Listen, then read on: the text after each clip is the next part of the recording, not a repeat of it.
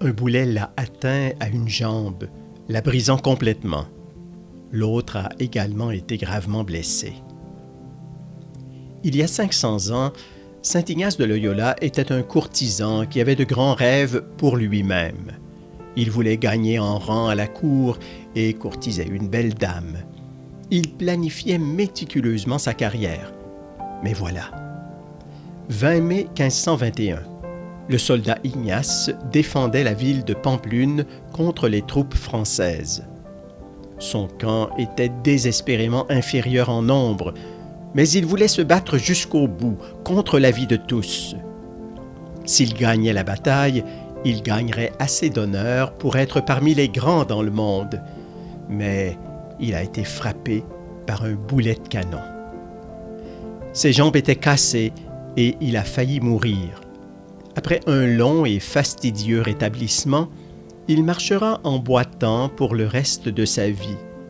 Ses grands espoirs d'une brillante carrière ont été brisés en même temps que ses jambes. Ce moment a marqué la fin de la carrière mondaine d'Ignace, mais seulement le début de sa carrière au service de Dieu. Pendant sa guérison, il a découvert que Dieu voulait autre chose pour lui, quelque chose d'encore plus grand. Sa conversion a commencé avec fracas à Pampelune, mais elle l'a fait grandir et changer progressivement. Presque 20 ans plus tard, il fondait la Compagnie de Jésus avec ses amis dans le Seigneur. Et à travers la Compagnie de Jésus, Ignace aura un impact énorme sur le monde jusqu'à aujourd'hui. Son échec apparent à Pampelune s'est révélé être une bénédiction pour l'Église et le monde, car il a permis à Ignace de voir toutes choses nouvelles en Christ et d'aider les autres à vivre une expérience similaire. Du 20 mai 2021 au 31 juillet 2022, la Compagnie de Jésus célèbre avec toute la famille ignatienne cette conversion d'Ignace. C'est une occasion pour nous tous, et peut-être aussi pour vous, de nous transformer, de nous renouveler et de voir toutes choses nouvelles en Christ.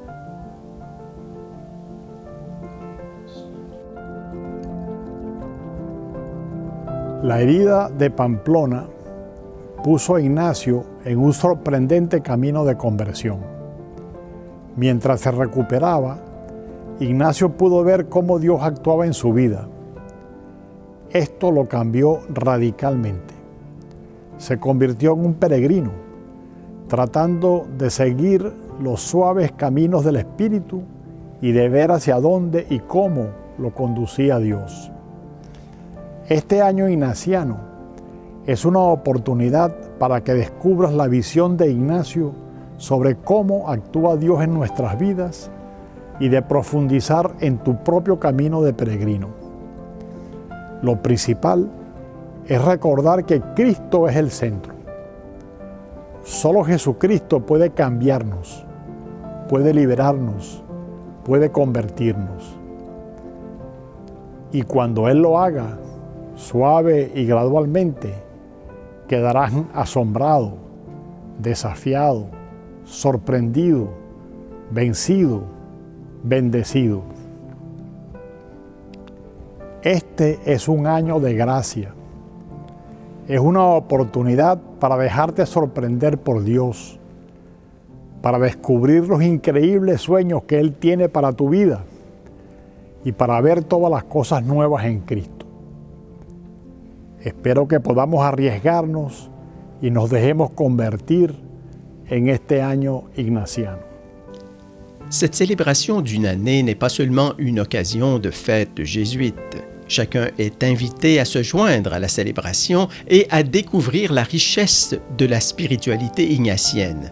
En particulier, la grande famille ignatienne se joint à ce pèlerinage de conversion et de renouveau. Il existe de nombreuses congrégations ignatiennes de religieuses dans le monde entier et plus de 25 000 membres du mouvement ignatien pour les laïcs.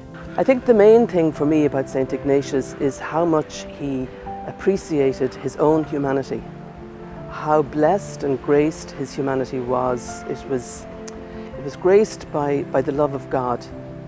His journey, the process of his growth from his conversion, was a process of embracing his own humanity in the face of God's gracious and amazing love. And I think if I long for anything, if I long to be like Ignatius in any way, it's to be that person of humanity in the face of God's great love for me. I think the other great gift that Ignatius has offered is the gift of prayer, through the spiritual exercises, through the examen. The daily examen has been and is for me a way of encountering God in the ordinary. And I think that's a gift that Ignatius has given to all of us, that all the small things in life are important. It's through the small, ordinary things that God speaks to us.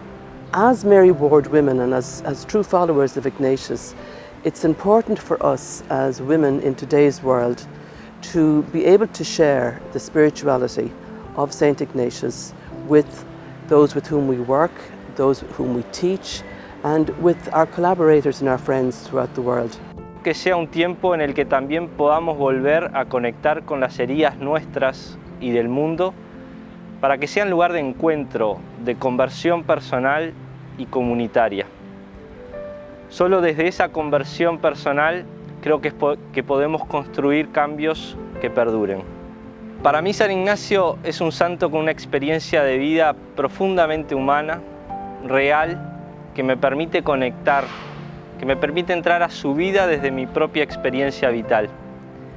A mí me llega mucho la imagen del Ignacio peregrino, esa persona que busca a Dios a pesar de no tener respuestas claras, que sabe volver a ponerse en camino cuando las cosas no salen bien. Su profundidad interior, pero a la vez su apertura al mundo, su necesidad de contacto con la realidad, son aspectos de él que conectan con mi vida y que me hablan mucho de quién es San Ignacio para mí.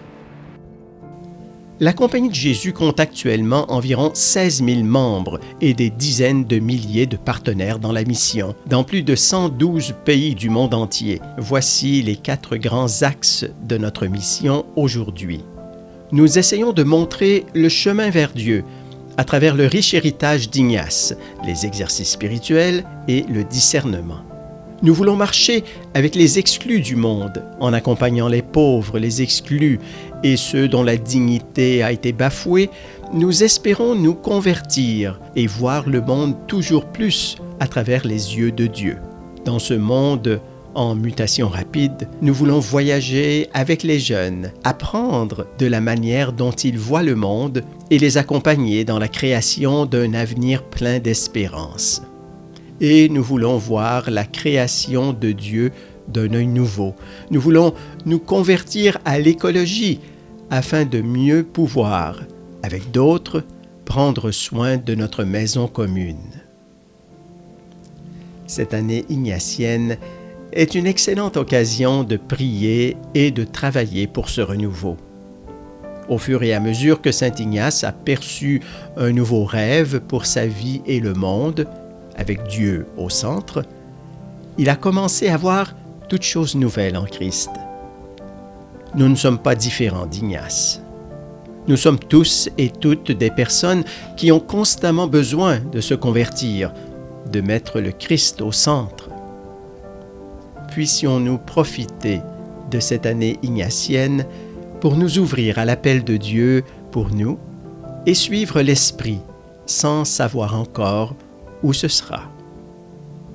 Te invito cordialmente a descubrir cómo Dios está actuando en tu vida y cómo puede ayudarte a ver todas las cosas nuevas, a ti mismo, a los que te rodean, a los excluidos y vulnerables y a la creación.